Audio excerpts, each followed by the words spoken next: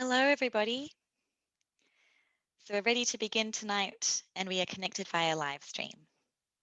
So first of all, I'll give a brief introduction, and then we will commence. My name is Olivia Beasley, and tonight I'll be emceeing the evening. So first of all, I'd like to say a big welcome to everybody who's joining us tonight, and I'll cover off on a few housekeeping things before we commence. So tonight is being recorded. And this evening we have people on site who are supporting us with the filming, and we are following all of the government restrictions due to lockdown. So we have followed the rules very stringently, and we're very fortunate to be here tonight with very limited numbers and mask wearing in the background. Please, if you do have any questions throughout the session, feel free to ask them. It's up to you if you'd like to send them via chat or make your comments, and we'll be able to respond to them at the end. You can also ask questions in Auslan at the end if you prefer. You can ask in either language, in Auslan or English. So now I will officially hand it over for Gavin Balharry to do the proceedings.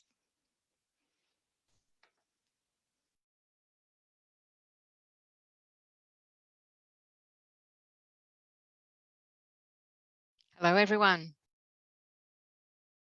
Thank you, Olivia, for that introduction. My name is Gavin Balharry. I'm the President of Expression Australia.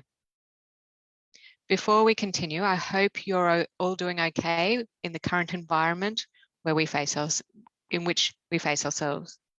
I'm excited to launch the strategic plan for 2021 to 2024. But before we begin, I'd like to acknowledge the traditional owners on the land of which we meet here at Expression Australia, the Wurundjeri people of the Kulin Nation. I'd like to acknowledge all the traditional owners of where you are based, from where you're seated in your lounge room or in your homes. I'd like to pay my respects to the elders, past, present, and future. I'd like to pay my respects to Aboriginal elders and Torres Strait Islander elders as well. I'd like to pay special recognition to Aboriginal and Torres Strait Islander deaf leaders as well who are watching tonight. And last but not least, I'd like to acknowledge our deaf leaders who have helped us on our journey for the past 140 years to get us to where we are here today. The Deaf Society began in 1884 in Victoria and 1887 in Tasmania. And I'd like to share a personal story with you about the journey that I've been on. I won't be the first or last Expression Australia president. I continue a legacy that began in 1884 by F.J. Rose and Daisy Muir. These community leaders really established the Deaf Society in the 1800s. And this is a legacy I feel honoured to continue for our future generations. This organisation is really important to all of us. It is not our organisation as in the board. It is the organisation owned by all of you, our deaf community members. And we want to maintain our organisation well into the future. So that means it's really important we think about where we go in the future. And that is evidence in our strategic plan. We're going to share with you our journey of how we got to tonight with our strategic plan. And I'd like to ask Catherine Santo to join us online. If you can turn on your camera, Catherine, that's fantastic.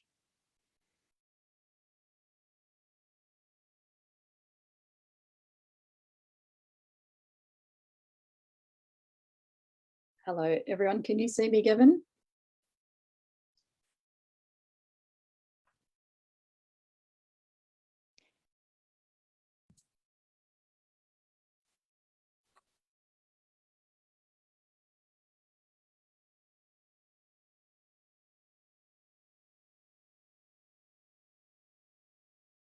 I'm not sure if you can see me, but hello, everyone. And thank you very much, Gavin, for those opening comments. And Welcome, everybody. It's so wonderful to be with you. I'm sorry that this is coming from lockdown, but we're very grateful to be with you tonight, and thank you very much for sharing this evening with us.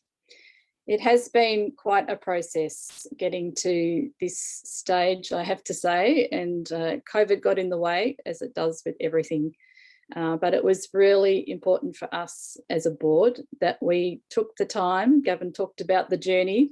It's very important that we took the time as a board to find out and engage and talk to and consult with yourselves, with the community, with our staff, with our stakeholders, to really understand what is most important for everybody, and especially for you as a community, in terms of what we would focus on and where we would put our efforts for the next 3 years. And that we also did the background work and the research that would really help us to understand our context. So despite all of the problems and the hiccups with COVID, we're very excited to be here tonight to share with you where all that thinking has got to. We engaged consultants, Impact Co. We're very grateful for their work to help steer us through this process and ensure that we landed with a really fantastic strategic plan. And I'd like to give a really big thanks to everybody who was involved, everyone that shared their views and their ideas, to all of the community that contributed, to all of our staff, and to Nikki and the leadership team for taking all of those ideas and pulling them together into a really clear and fantastic and achievable plan. So we're very excited to share this with you tonight, and also very much looking forward to bringing the plan to life now and to delivering it over the next 3 years. So tonight we'd like to take you through the detail of all of that work and all of that thinking that everyone has contributed to. So I'm going to hand back to Gavin now, and Gavin's going to take you through our vision, what we see as our dream, and how we're articulating that in our new strategic plan. So back to you. Thanks, Gavin.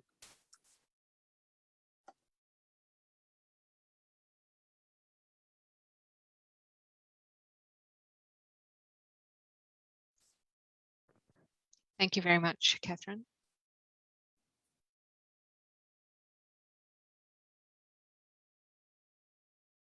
I'd like to share with you our vision. Expression Australia has a dream.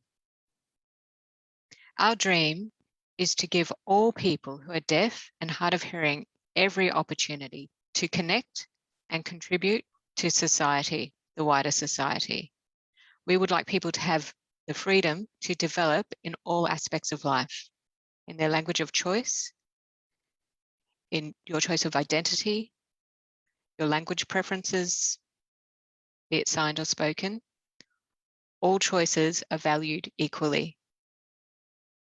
This dream will be achieved through our transformational service provision, which will be guided by you, our community. We will be able to provide you with supports in accessing new technologies, identify barriers and systemic change that needs to happen. This is so we can provide, or help achieve rather, societal change. That's how we will achieve our vision. Next, Kath will share our purpose with you.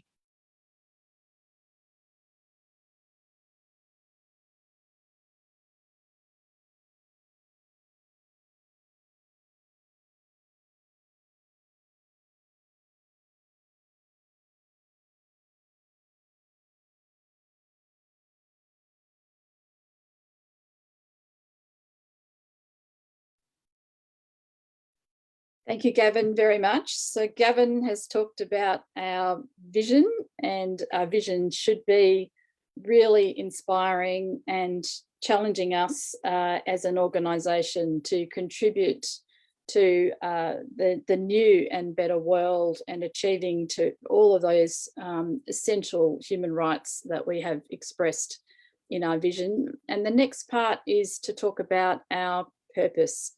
And the purpose is why we exist. It's how do we turn that wonderful vision into reality? How do we make that happen? How do we describe who we are as Expression Australia and why we're here? And as Gavin said, we've been going for nearly 140 years, and it's really important for us to be absolutely clear about why we exist. And we only exist because of you, our community, and for you, our community. And we are absolutely guided and driven by you. So our purpose in the strategic plan is to say as clearly as we can why it is that we exist as Expression Australia. So our purpose is to create opportunities for people who are deaf and hard of hearing by delivering targeted services and affecting social change. Expression Australia enables deaf communities to flourish and is inclusive of all members of those communities, irrespective of age or background. And we are very much looking forward to contributing to fulfill that purpose. And we are even more determined than we have ever been before in our over 100 years of existence to continue to deliver and be the best that we can possibly be for our community in delivering and achieving that purpose. So from having talked about the vision and the purpose, we'd now like to take you into the detail of the plan and to share with you, out of all of the thinking and the engagement and the consultation, what are the big priorities for the next 3 years? What have we landed through all that thinking and discussion as being the most important areas for us to focus on, to put our efforts into? And what are the things that are going to really underpin and enable us to achieve those priorities for you over the next 3 years?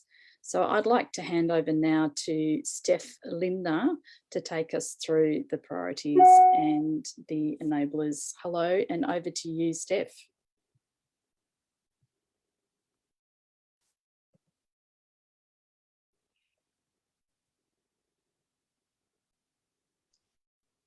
Thank you, Catherine. Before we hand over to Steph, I'd like to say something before we continue. You may recall I mentioned FJ Rose. FJ Rose helped establish the school, rather realised that there was no adult service support in the state of Victoria whilst there was services for children. So from that idea, he developed the Deaf Society as we have come to know it now. This is very close to my heart. I know that this organisation does not belong to me or the board. This organisation belongs to all of you. And these priorities have been informed by you. So I'd like Steph now to talk around our priorities. Thank you very much, Gavin. I'm a bit shorter than you. All right, fantastic. I think we're there. I'm going to share with you the 4 priorities we have developed and the enablers as well. The priorities are what Gavin has just described as to being our vision and how we will achieve our vision. We will achieve our vision with 4 focus areas identified. Then we have enablers. Enablers are the things we need to do or change to be able to achieve our dream, our vision. The first priority is, if you wouldn't mind changing the slide so we can see the first priority.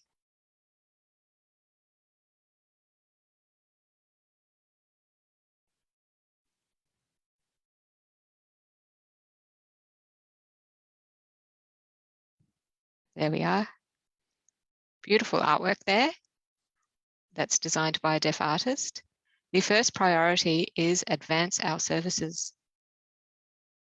That means Expression Australia would like to provide and deliver high quality services and supports that you need. We have identified your needs, and we would like to provide positive outcomes and experiences for you. We hope that by providing all these positive outcomes and experiences, it will then, in turn, deliver more services that you need and more engagement with our organisation. We would like to broaden the scope of service delivery to suit very many different people across the board that we meet in Victoria and Tasmania. Our second priority is Expression Australia want to grow and develop our deaf community. This means we create opportunities. As Gavin has mentioned, this is an organisation that provides services to you. So it really means what services you need and require is something that we will endeavour to achieve alongside with you. We also would like to actively support the growth and development of deaf and hard of hearing people in their personal and professional development. And we will do this by creating opportunities with education, the education sector and employment sector. So then we have a bigger impact in the broader community. Deaf people will be able to participate in the broader community in a personal and professional capacity. The third priority for Expression Australia is to broaden our impact. We would like to expand our services.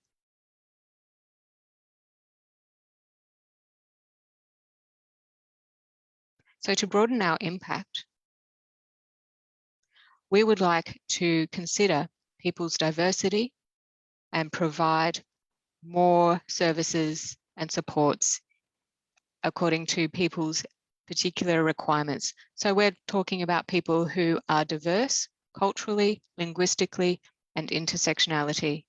We're talking about working with many different types of groups to be able to help them achieve equality in society. Our fourth priority is a deeper connection with the deaf community. This means we want to build trust with the deaf community so that we can in turn provide better opportunities. We want to co-design and work with you. We don't want to provide everything for you and assume what we know you want. We want to work with you and help develop you as a person and the services you need. So this is really a co-design philosophy that we have to really help encourage and grow the deaf community, build trust and develop these requirements that you require so we can achieve the purpose and vision. Next, we will talk about the enablers, which will also support achieving our vision.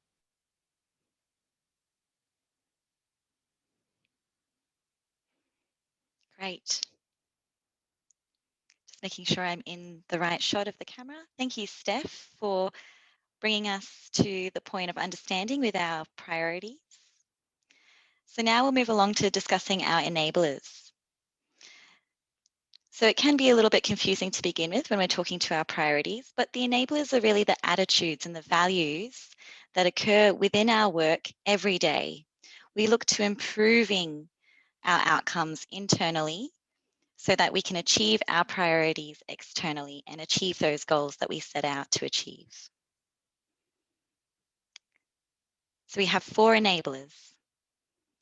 We have optimal performance. So this is where we're focusing specifically on the services that we deliver to our diverse cohort of deaf and hard of hearing people in the community. So really this is important. This includes our systems, our processes, and constantly reflecting, reviewing, and refining those systems and processes to ensure that we are achieving the community's desires. That means we'll be asking you, the community, for your feedback in how you are receiving those services so that we can better ensure that we are tailoring those services to your needs. This is a huge goal of ours. This means that we can ultimately provide optimal services. Secondly, we have exceptional culture. So when we talk about culture, we are really mindful that it entails many things. It's ensuring that Expression Australia is accessible for all to participate, and ensuring that our culture internally is reflective of the culture that we share externally. So again, within our organisation, we are adamant in achieving a bilingual, bicultural organisation. This way we can establish all the right attitudes required to providing the optimal services for our community. This is about how we communicate with people. And again, it's about reflecting on how we establish systems and processes internally to ensure that we are achieving that bilingual, bicultural component so that we are better able to reach those intersectionalities of our deaf and hard of hearing community, whether they are deaf and hard of hearing people who identify in various age groups, CALD community backgrounds, or First Nations people. So our aim is to ensure that we are bringing on board all that feedback to reflect on our culture and provide exceptional service. We do acknowledge that there are still many barriers in society. So ideally, with the work of Expression Australia, we are able to remove those barriers and enable participation and freedom of participation by all. Thirdly, we have the Strategic Partners and Allies enabler. This really means that we need to plan in advance to ensure that we are partnering with other organisations. They may be mainstream organisations out in the communities, and looking to who we can partner with. In order to achieve our vision, we cannot be working alone. We need to ensure that we collaborate and work alongside other organisations to achieve our dream. Therefore, it's really important to look in certain sectors and make sure that we are partnering with the appropriate people. That way, we can also receive support in achieving our strategic vision for the deaf and hard of hearing community. A good example of this would be our partnership with the ABC News. You may recall that we now have interpreters and deaf news presenters accessible on the ABC News, and our community can now view that from home. This will be an ongoing commitment of Expression Australia. Our fourth enabler is elevated profile. This again is in regards to the community. We want the community, all of the community, to understand who Expression Australia is and what it is we can provide, particularly government and other stakeholders that we may engage with. We need to make it very clear why this organisation exists and who it is for and what we can achieve. So once again, we can support our deaf and hard of hearing community of any intersectionality to participate freely in whatever they wish to do so they can achieve their outcomes that they set out to achieve.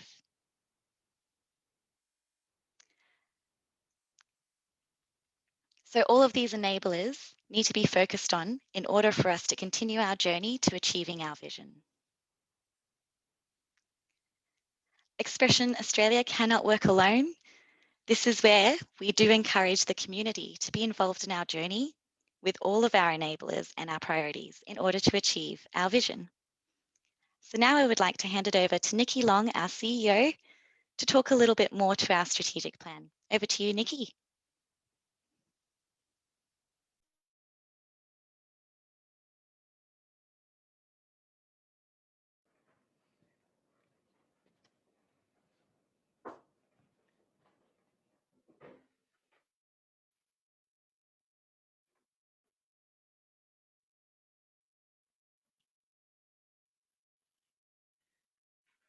Thank you, everyone. It's my great pleasure tonight to present to you the new tagline for Expression Australia. The reason I'm presenting it this evening is because I'm personally passionate about a sentence that accompanies our brand name. Since I arrived in November 2020, I have felt and heard and listened to so many stories about a deep history and heritage that our organisation has. Since 1884, we have been established here in Victoria. Since 1887, we've been established in Tasmania. And I feel that these roots and this long heritage of the work that we have been doing is something we should be very proud of. It is with that that I can share with you tonight.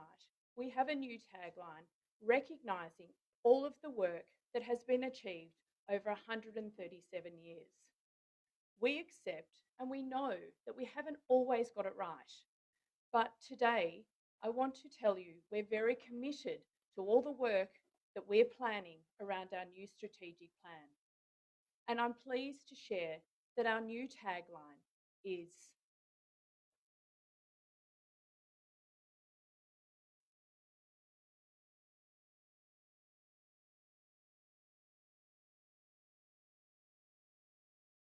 we hope that this will help establish a sense of pride, a sense of belonging, and a remembering of the history that we have had.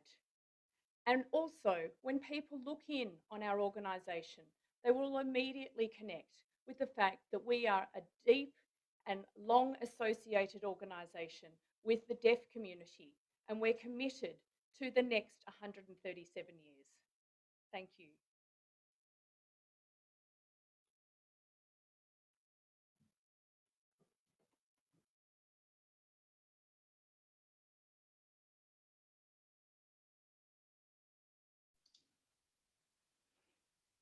Great. Thank you, Nikki. So it's really exciting to have a tagline that says empowering deaf and hard of hearing people since 1884. It's good to reflect on the history of Expression Australia. So now I encourage you all to ask any questions.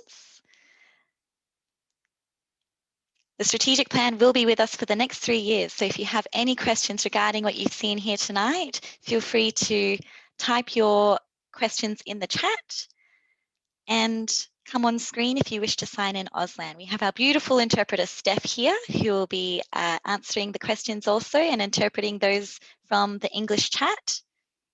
So some of you may have joined us on Zoom tonight. Some of you have perhaps joined us on Facebook. So we respect your privacy if you wish to remain private throughout asking those questions.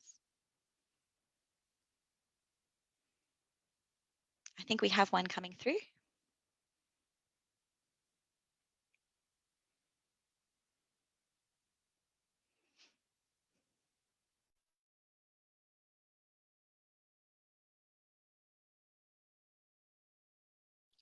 I'm very sorry that the camera has to move because I'm not as tall as others. We have received a question around the priorities. The first priority is advancing our services. And the question is around what services exactly will Expression be providing? Who would like to answer that question? What services, which services will be delivered by Expression Australia? We've identified that we want to focus more intently on the deaf and hard of hearing communities by providing services. What kind of services will they be? And Nikki will answer. Thank you for that question. It's a great opportunity to talk about the work that we have started already to advance our services.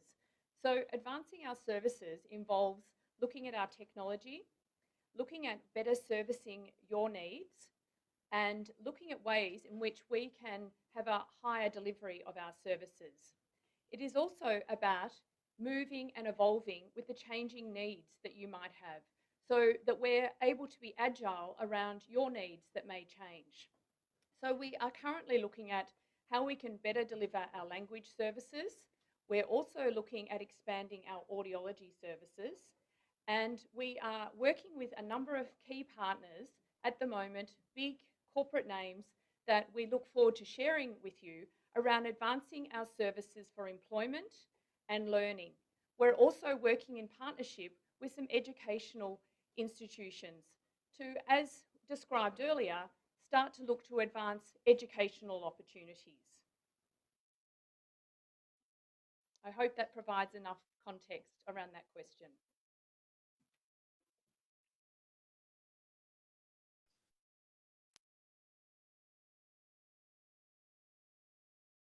Thank you, Nikki.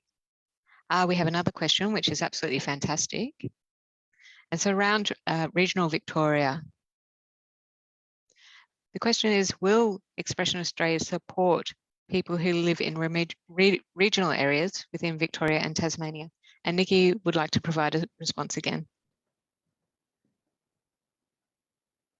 Thank you. I really appreciate this question because this speaks to our priority around broadening our impact. We absolutely want to do more in the regional areas. We have heard from our support workers and our support coordinators in these areas that we need to be doing more. And we are also wanting to acknowledge that perhaps in the past we have let you down with promising things that we haven't delivered. Well, what I can say is the way we're transforming our organisation, looking to expand the number of people we employ, particularly those who are bilingual and deaf staff, that we will be able to broaden our impact into the regional areas. And absolutely, the Bendigo Hub, we would like to work closely with to deliver services more broadly in our regional areas. Thank you for that question.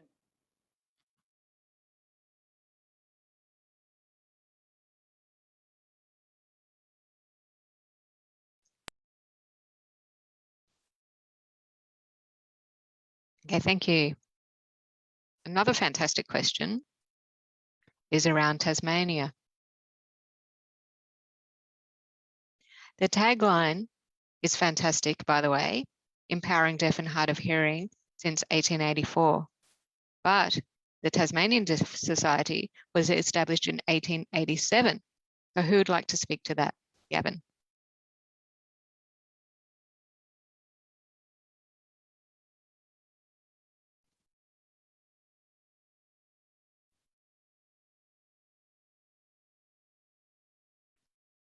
Great question. Thank you for that. The tagline is correct in that you're saying it's from 1884. In 1884, we began in Tasmania. It was 1887, but we're one big organisation now. Tasmania is close to my heart. I went there for Christmas last year. I hope you can all go and support them this year once lockdown ends.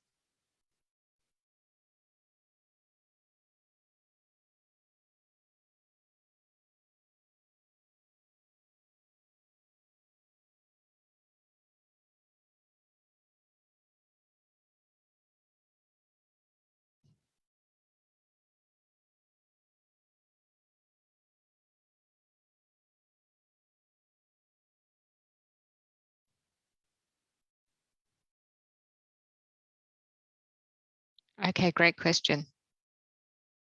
Expression Australia traditionally have employed hearing staff members and Auslan students.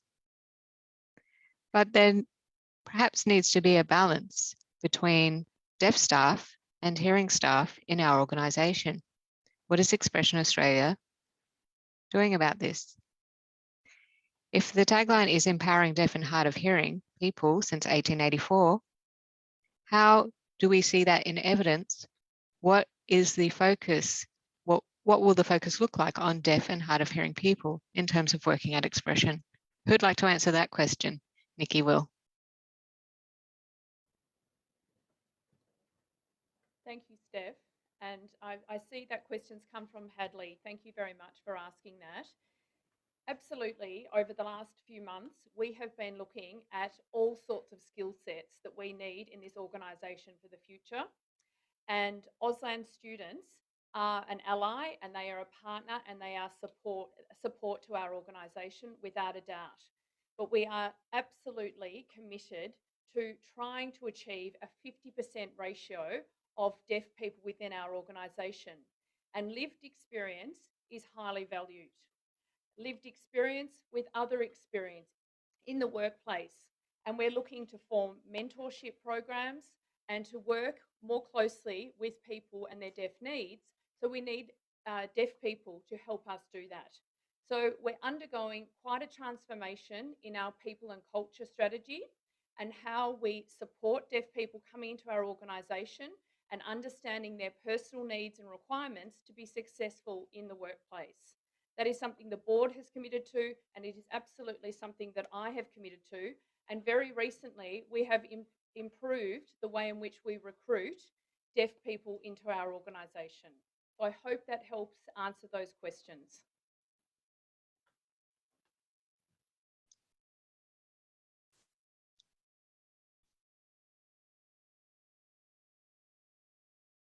I'm sure. All right, very good, thank you. We have another question. The question is around deaf leadership and advocacy. What is Expression Australia doing to ensure that we grow deaf leadership? And Gavin will like to answer this question.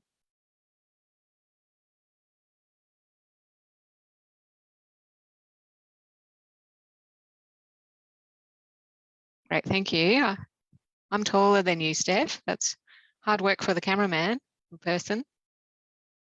Okay, deaf leadership is something that's close to my heart, and I want to talk around leadership and advocacy. So first of all, leadership. You may recall we've had discussions on this topic around September, October, when we recruited for the new CEO, and we talked about our future and how we can develop deaf leaders. I believe we can see evidence of it happening now. Deaf people are currently in this organisation, and we would like to see deaf people throughout the organisation from top to bottom. So when I say we can see evidence of this now, we have had deaf people in our organisation recently receive promotions to the upper management levels. We are leading by example.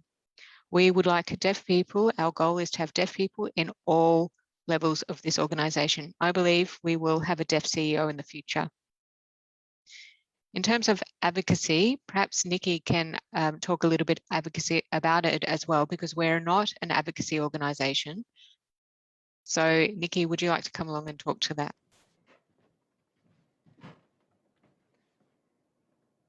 Thank you, Gavin. And I want to let you know that it's my personal passion too, that the next person after me is a deaf CEO.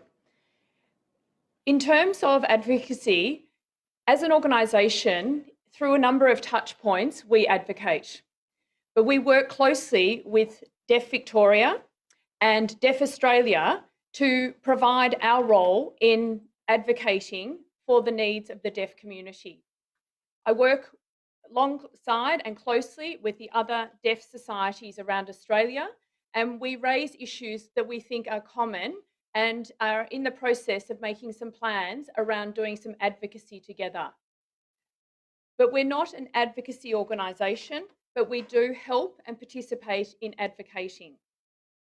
In terms of leadership, I just want to address that growing and developing our deaf community is very much about upskilling, supporting, putting in place pathways that will lead to leadership. Not everybody wants to be a leader. Those that want to be a leader should not face barriers to becoming a leader. So our organisation wants to partner with and work alongside government and other organisations to really map out how can we best support people through their journey in their career, but also in employment and professional development. So we've got some plans and discussions underway. There's one more question that I want to address before I step down, is that people have asked about what supports are we offering to parents of deaf children and deaf children. And I want to say that we haven't worked as much in this space before, except with our Auslan language courses and providing Auslan in the home. But we are also wanting to work with organisations like Deaf Children Australia and the College of Deaf and schools that have deaf children to work through, as an organisation, what supports can we provide, what expertise have we got to offer to make sure that that experience and that journey and that capacity building helps those families feel very supported. So we want to work alongside and together with people already doing work in that space.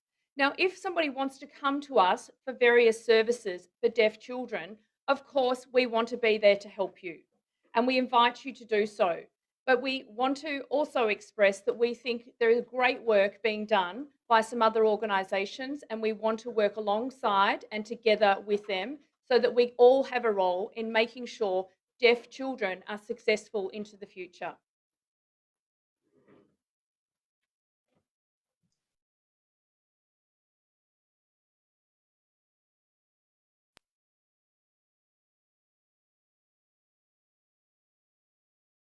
Great, thank you.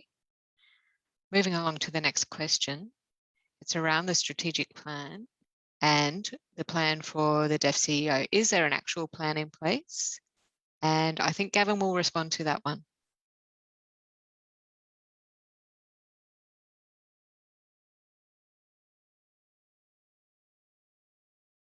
Great, thank you. That is a great question.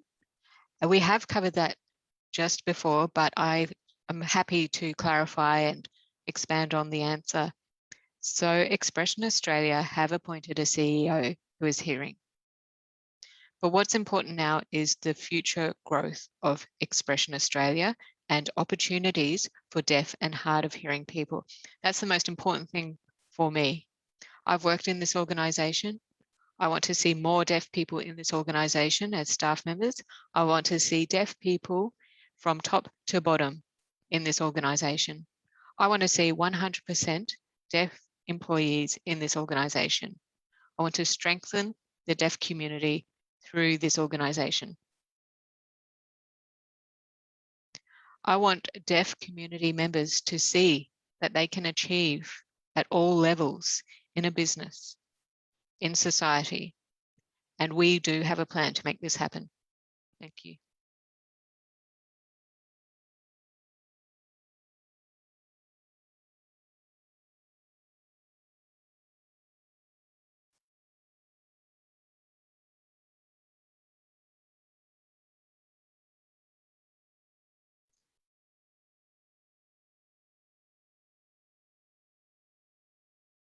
Great, thank you.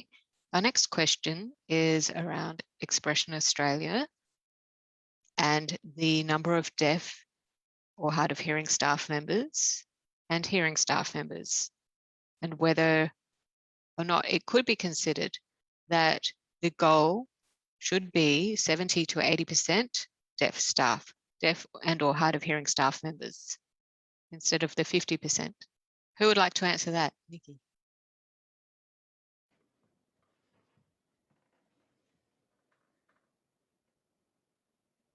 Thank you, Hadley, once again for asking this question. Recently, we have put advertisements out into the community with a strong desire to employ more deaf and hard of hearing people. And the applications, in some cases, there is no deaf lived experience. Very disappointing from my perspective, a number of roles that we have been really wanting to balance out teams, make sure there's more diversity within those teams, and we haven't been able to achieve it. This is why it's so important for two things in our strategic priorities. One is around our growing and developing our deaf community. My vision is that in a few years' time, we will have already had impact in young people's lives to give them the confidence and the skills to know they can apply for jobs, not only in our organisation, but in many organisations. That's number one that we would absolutely love to achieve. The other part is if we can elevate our profile so that our organisation becomes known as a place that you can come and be supported and developed over the journey of your career. And I go back to our people and culture strategy, where we're putting in place and embedding learning and development programs that we will be bespoking to individual needs, both deaf and hard of hearing. And yes, ideally, we would love to have an organisation where some of the allyship is more like 20 to 30%. But at the moment, trying to recruit people into our organisation, we're just not getting the applications. So if you know people and you see our job advertisements, please send them our way. And we're actually here to support people making those applications as well. Thank you for that question.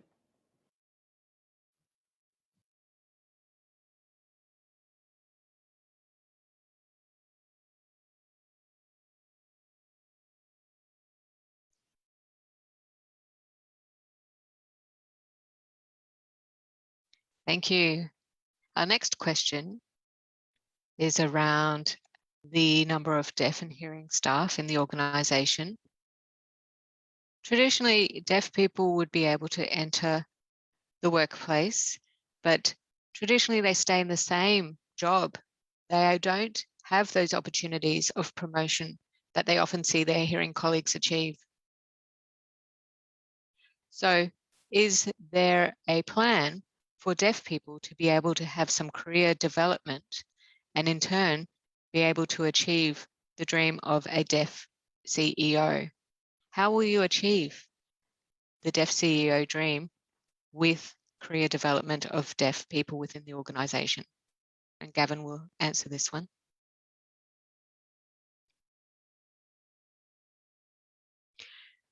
Great. Lucky, I nearly tripped over. Lucky I didn't. That would have been great.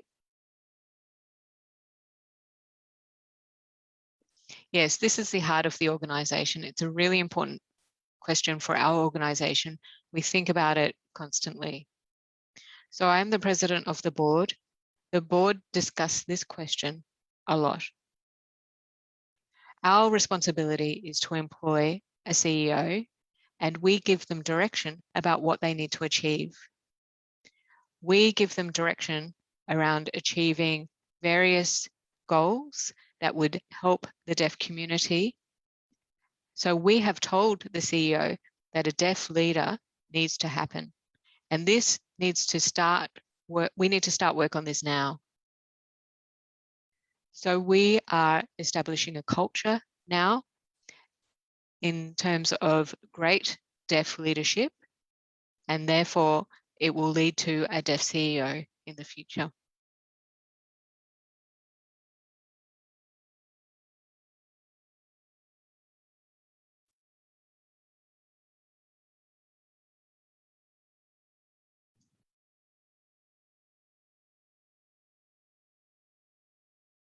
Great, thank you. Next question is around the Deaf Centre. Is the Deaf Centre still to be at Otter Street? Have you done some community consultation around the Deaf Centre? Is it going to happen? And when will it happen? When will the Deaf Centre be built? And we will have Nikki and Gavin answer this question. I feel like I'm run a marathon already, I'm going to get thinner by the minute. Okay, you may recall that I mentioned this at the beginning. F.J. Rose in 1884 was seeking a deaf centre, a home for deaf adults. He looked for a space for where we can provide services. That journey is still ongoing to this day. What I think is important, the Expression Australia board still want to see the Deaf Centre be achieved before the end of this strategic plan. My personal experience is that I only have board membership for another 3 years, and my goal is for the Deaf Centre to be established before my term is up. So we have looked at all the options, and now I'd like to ask Nikki to talk about the options that we face and how we will get to the Deaf Centre before the strategic plan is up. Thank you, Gavin, and great question, because I want the opportunity to talk about this. We're really excited about the future of a Deaf Centre. We've got a vision or a dream, as our vision is signed, about having a centre that is truly a centre of excellence in addressing deaf needs. And when we talk about these pathways, that people can come and learn about how they can get support for children and their pathways towards employment and having the choice and control that they want. There are so many examples, both here in Australia, in other communities, but also overseas, and partnerships that we have had in the past where we now want to strengthen around the input and the learnings that we can have from overseas deaf centres. So we are in the process of planning. We are looking at all the work that's been done in the past and the consultation. And this week we will be advertising for an advisory committee to come and give us the input that we need to create the centre our community wants. We hope that this will be a nationally recognised deaf centre because we've consulted, we've looked at the history, and we've thought about the services and support we want to build into the future. This will happen, and work is underway with several partners to work out what it is that we can create for you. As Gavin said, that we hope that we'll have a decision on that in the next year, and that we'll be on the process to building a deaf centre or fitting out a deaf centre, depending where we're located, somewhere next year. And that in the 3-year strategic period that we will absolutely have a deaf centre. I do want to address, somebody has asked to clarify what I meant by our support for parents of deaf children, and that they feel that some other organisations may be failing them. I know that these other organisations, and in particular Deaf Children Australia, are undergoing a strategic review as well. And I don't want to speak on behalf of them, but I do work very closely with the CEO, David Wilson, to know that they are also on a journey of wanting to advance and optimise the work that they do. So I can confidently say work is being done at Deaf Children Australia. We want to partner with them to understand the work that they're doing and understand the work that we can do. But what I would say is that we're open to helping support your families. So that comes down to our strategic priority of broadening our impact and advancing our services. We want to be able to take on families and children, but we also want to acknowledge the work that's already been done in that space with some other organisations. And we're not here to say we're taking away that work. We just want to work alongside and together. And sometimes people don't necessarily want to get services from particular organisations, and we truly understand that. And that is why you have the choice and control to choose where you want to get your services from. And we want to make sure into the future that we're able to support you.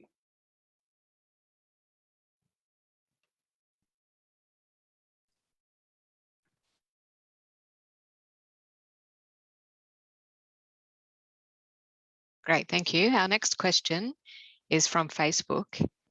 The person is asking whether or not they should refer to people with capital D or small d deaf, and hard of hearing people, capital H or small h. Libby will answer. Great, thank you for that question. Thank you as well for having that question come via Facebook. So Expression Australia are working with the World Federation of the Deaf. This is an international federation of hard of hearing also that they are working with. And irrespective of capital D or little d, it's about a person's individual identity and their perspective. Hard of hearing typically never has capital H and capital H. It's always lowercase h for hard of hearing. And that's just to support them with their own identity. Hopefully that answers your question.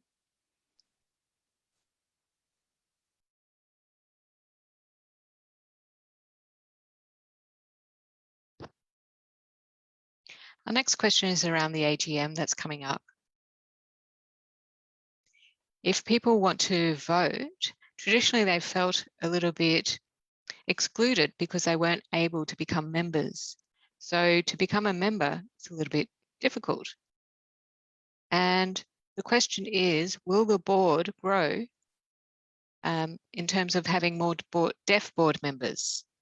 And we'd like Gavin to answer that one.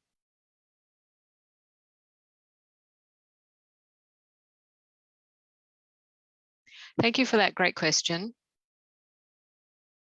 I'd like to merge a couple of answers. This organisation is not the board's organisation. This organisation is your organisation. If you want to vote at the AGM by first becoming a member, please send an email or talk to me, and we can help that happen. We can provide you with a form, you fill it out, and then you can become a member, and then you're able to vote at the AGM. Deaf people can definitely join the board, no question. I'm very passionate about deaf representation on our board. We do have some vacancies in some subcommittees, we have a strong foundational pathway for people to join the board. I'm looking for new board members. If you're interested, please get in contact with me or any other member of the board. Talk to us about what you desire, where you want to go, and we have pathways in place to make this happen. Help us make Expression Australia a great organisation. Thank you.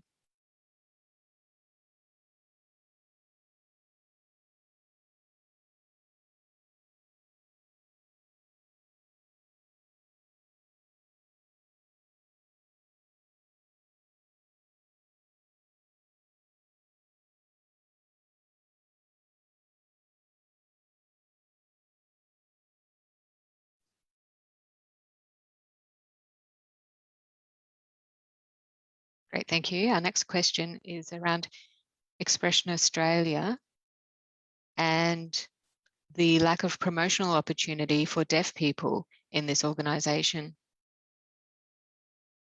Is it because of systemic barriers that deaf people face in the education system? And how is Expression Australia trying to alleviate these barriers for deaf people so then deaf people have more opportunities to progress in their careers? The secondary question is around Expression Australia's Auslan program. And wouldn't it be a good idea for deaf people to lead the Auslan program? And Nikki would like to respond to this one.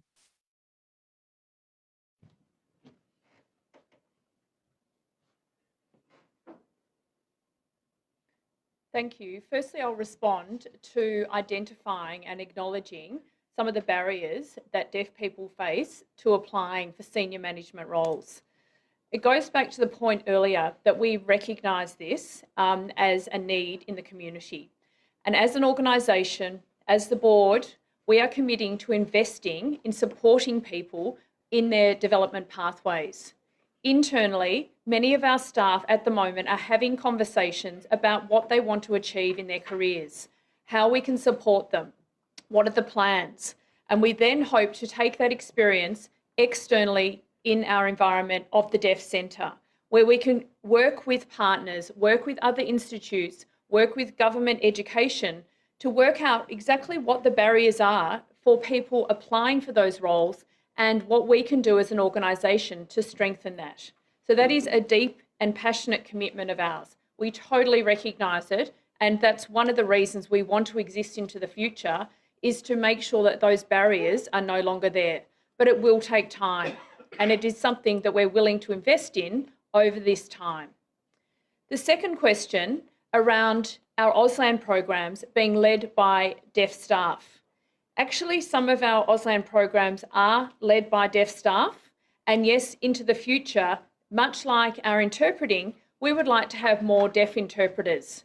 It makes total sense to be taught by someone who has native Auslan. We absolutely understand that because that is whole language. That is getting the real experience of the deaf person and learning from the best. So yes, again, we are very open to having more staff teaching Auslan who are deaf. And we've already got great examples of people who are doing that and how much people enjoy those classes.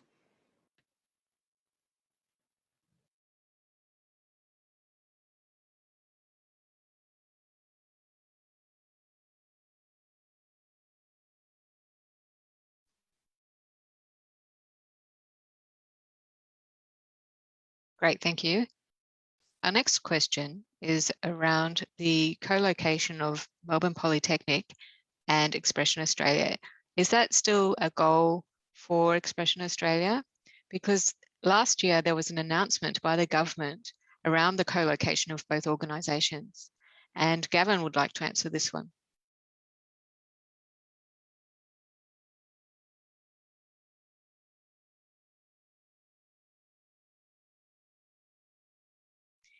Thank you for that question. It is an important one. As a board member, I'm also on the property committee, where we discuss the options, the best options for the Deaf Centre and our community. MPT is an option for us. We haven't signed on the dotted line as yet, so we're still thinking about other opportunities because this is a very important decision for us.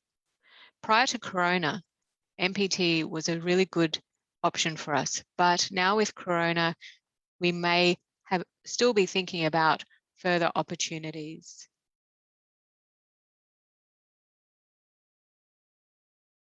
You will soon see an expression of interest for people to be a part of the property group to help advise us around the Deaf Centre, where it should be located, what it should look like, and how it should achieve our vision as identified in the strategic plan.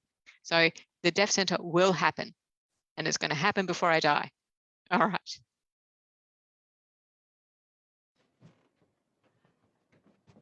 I might just add to that, and on the back of what Gavin said, is that Melbourne Polytechnic is a great partner for us.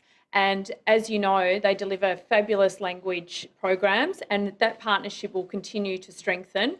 And we are still looking at the Otter campus.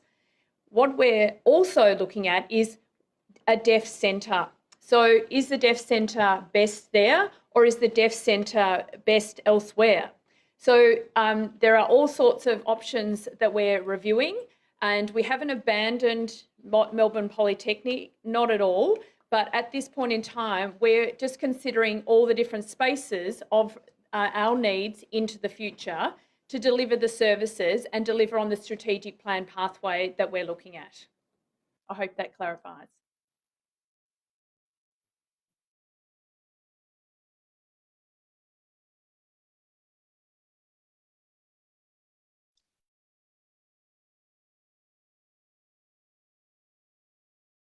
All right, great. Our next question is around deaf and hard of hearing people who have an interest in working at Expression Australia. What's the literacy requirement in terms of English to be able to work at Expression Australia? And who would like to answer that question? And Nikki will. Thank you.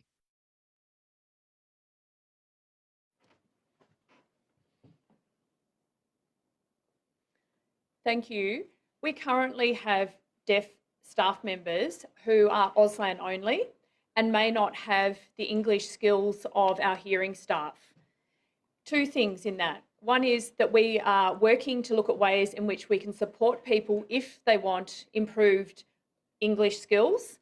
And secondly, that we're looking for some of our staff to improve their Auslan skills. Both of these things require an investment, and it's something that the board have agreed to be committed to into the future. It'll also be a key part of our fundraising into the future and our language services in general. So absolutely, we are open to and willing to accept people who are Auslan only, with the view that we will help people improve their English skills. So I hope that helps answer your question.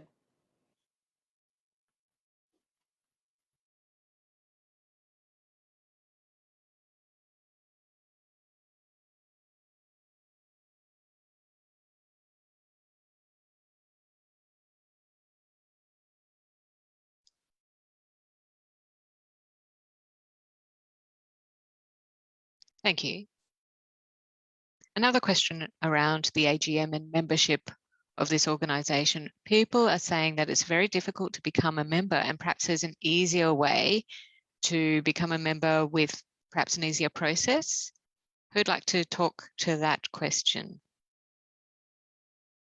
Gavin will.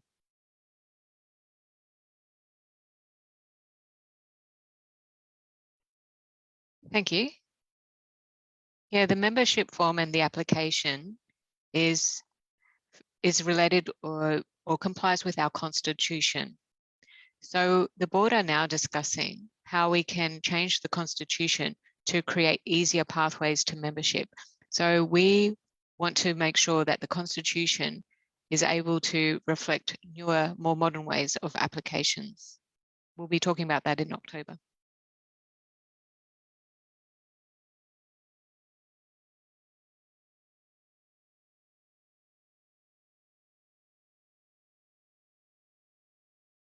Thank you. We're going to put a pause on questions now, so please don't send through any more questions. We have enough questions to keep us through to the end. And the question is around leadership. What does leadership look like exactly? Is it around professional development and career opportunities, or is it something else?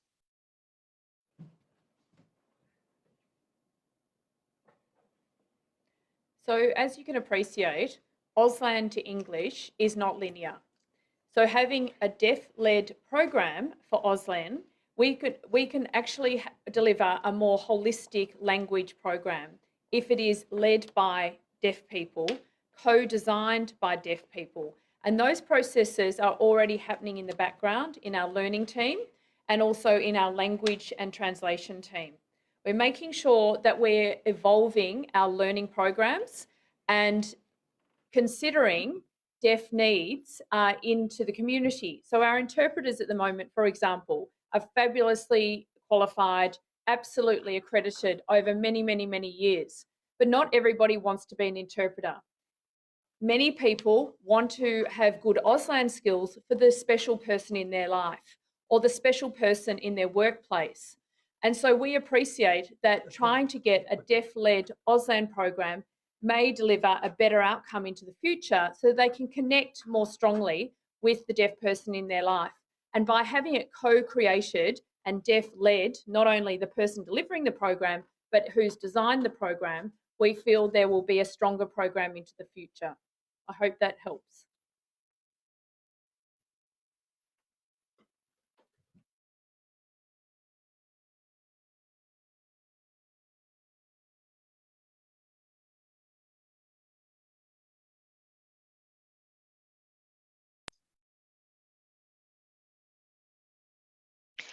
We've received a comment from a deaf staff member who is very excited to be working at Expression Australia, and hopefully once lockdown ends, they can meet more of the deaf community, which that's lovely.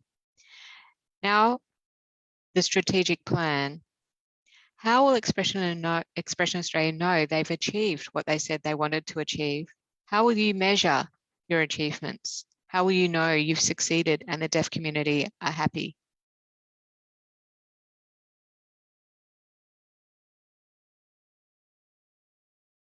Great question. That's right. We have developed a strategic plan and now it's time to go on holiday. No. The strategic plan helps us with a foundation of work. There are measurables in the strategic plan. It's around the number of deaf staff. It's around the deaf centre. It's improving services, having more services. So the CEO and the CEO's team will work to deliver what's in the strategic plan. And how will we know that we are successful? It's when you give us feedback, when you tell us, when you say we are delivering on our promise, or when you say we are not. Please let us know how we're going with the strategic plan. We'll always welcome your feedback.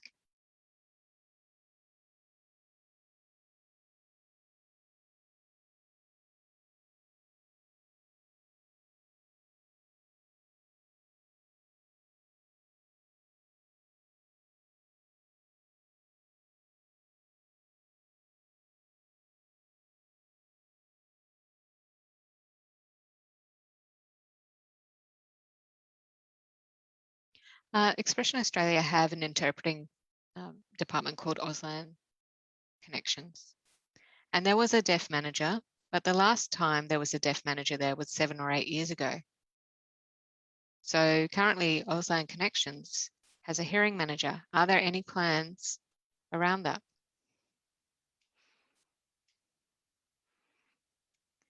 Feel sorry for the camera person. Thank you for bearing with us and changing the angle. So I'm happy to answer this question. So we have reflected a lot historically on the movements of staff within the organisation and the positions of deaf and hearing staff, and it hasn't remained the same throughout time. So there really is just a coincidence on who applies for the job, who is getting the job. And again, Expression Australia now is really narrowing the focus on how we can target certain people with the right skill sets who preferably identify as deaf and hard of hearing to gain those positions within our organisation. So again, I really encourage all deaf and hard of hearing who have interest in a position to apply for those positions.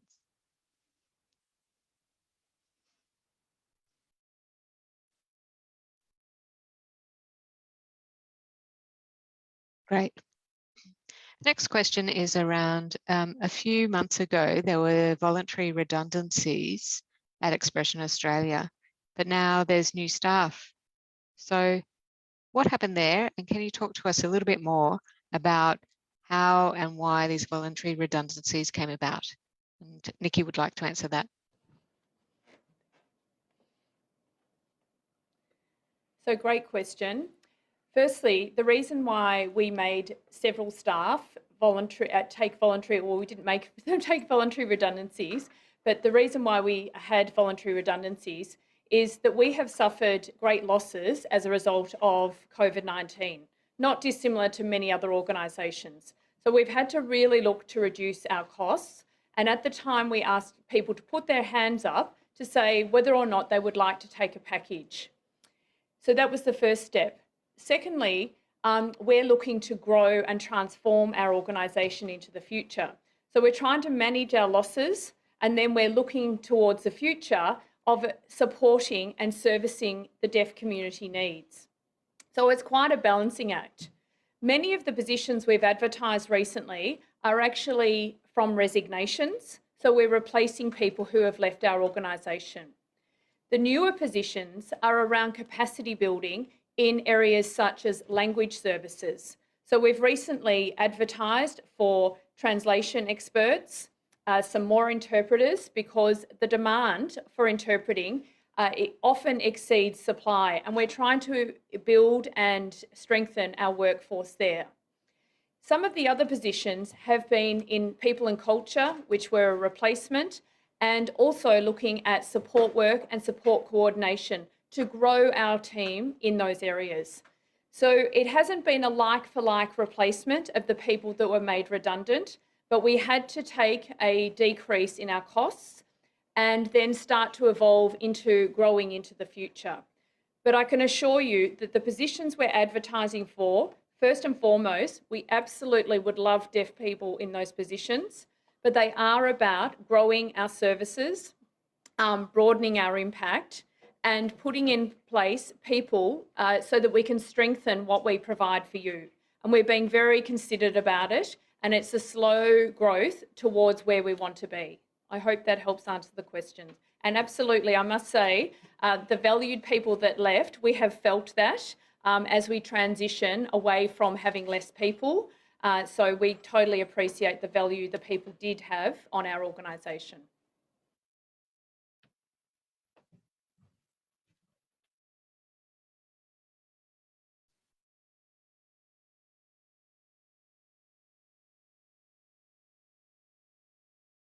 Thank you. The next question is around Auslan and English language lessons for all staff, regardless of their language background. But is there a policy or process where a person on the first day on the job would have to read? Meaning, are the policies and processes more directed for hearing staff member because they're traditionally provided in English? Who'd like to talk to that one? Thank you, Nikki. Thank you. I spoke earlier about having a new people and culture strategy, and areas of focus include recruitment and induction.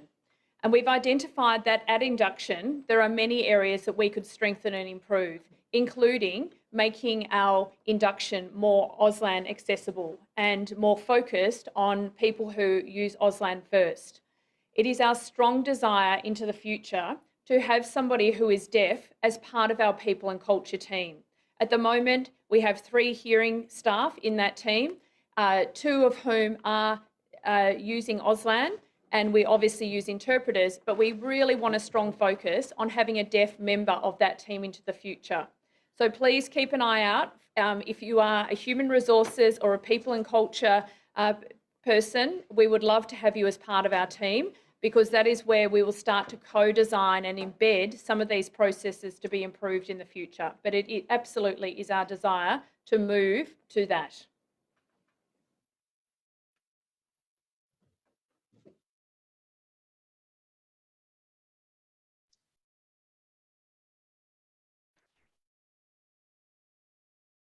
And the last question for this evening is around the new strategic plan and how deaf and hard of hearing people can provide feedback on that plan.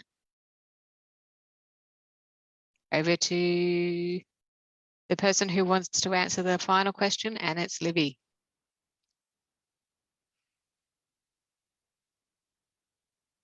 So just prior to answering the question, I do want to acknowledge that a lot of questions have come through, and unfortunately we're unable to answer them all due to time. So we will take those on notice and ensure to respond to you in due course. So with our strategic plan, we currently cannot make changes and we won't be editing that over the course of the next 3 years. However, we will be reflecting on the activities that we do in order to achieve that vision and achieve the goals of our strategic plan. And we do encourage everyone to feedback to Expression Australia in regards to how you feel about the services. You can send us an email in English. You can film yourself and send that via email. You can come to us in person to provide that feedback also. Obviously, COVID allowing, depending on the restrictions, you are more than welcome to come into the office and relay your feedback and your thoughts, your considerations on how we can improve. And we are very determined to ensure that we are continuing to improve upon our services. Just because we are launching the strategic plan this evening does not mean our work is done. It does mean we are continuing to go along the journey of improving our services, how we conduct ourselves to ensure that we are achieving the goals that we've set out to achieve with our strategic plan. So with that, we might come to a close and wrap things up. We really appreciate all of the questions that you've sent through. It's fantastic to see people engage with us and wanting to know where Expression Australia is headed. So please do continue on to providing that feedback so that we can keep adapting ourselves and ensuring that we are tailoring ourselves to suit your requirements. I'll hand it over to, Nikki, who will be doing the wrapping up. Over to Nikki. Thank you, Olivia. And actually, I just want to further add to that having these questions come through tonight tells me and tells all of us you care and you want to be connected to our organisation, and we really welcome you here. Everybody's welcome. We want to hear from you. We are committed to making sure we evolve and transform to be the organisation that you want us to be. It is truly our commitment. It's our heart and it's our minds together. So please come and engage with us. Come and tell us what you need. We don't have all the answers, but we absolutely do have a plan. We have worked very hard to consult and to think about things we can really focus on. And we strongly believe we'll be able to build all of those priorities with our enablers to deliver the organisation that you will feel strongly connected to in the future. I'm now going to hand over to Gavin to wrap up the night, but thank you for joining us tonight. We've actually had a huge audience dial in, and we really appreciate the fact that you have done that, and keep the feedback coming. Thank you and good night.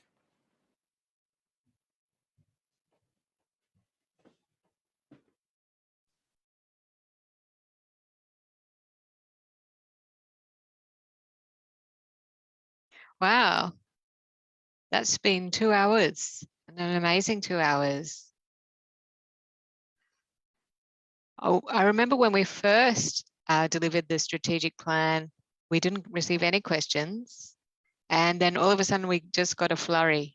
So I can see that you are passionate around this organisation. You want to make sure that we're on the right track. And I want to thank you for helping us be on the right track. Tonight is not the end of it. Please, if you have any feedback that you'd like to share with us, it's really important to us, please share it. I'd like to thank the Expression Australia team behind the scenes who've planned and prepared for this evening.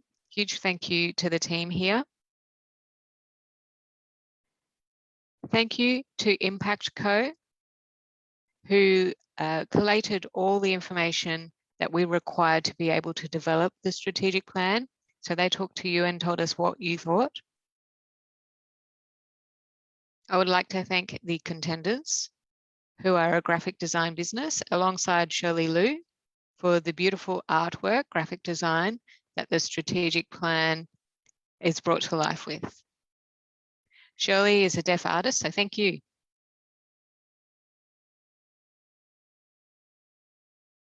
Most importantly, thank you, the deaf community. It's time to think and reflect. So when you go to bed tonight, remember this is your organisation. And I have to let you know, it's really important to me, it's really important to the Expression Australia Board. When you use our organisation services, when you have NDIS funding for interpreters and you use Auslan Connections interpreters or you use our services, that money comes to us so we can develop the Deaf Centre and provide better services for you. We don't make a profit. All the profits we make go back into the deaf community. We provide events and services and the Deaf Centre through the use of your funds when you purchase services from us. So when you buy a service from us, you are helping develop the deaf community through our events and plans and activities. So really it is a journey that we are all on together. So I want to see you in 4 years' time at the Dev Centre in person, at a place in real life. So have a good evening.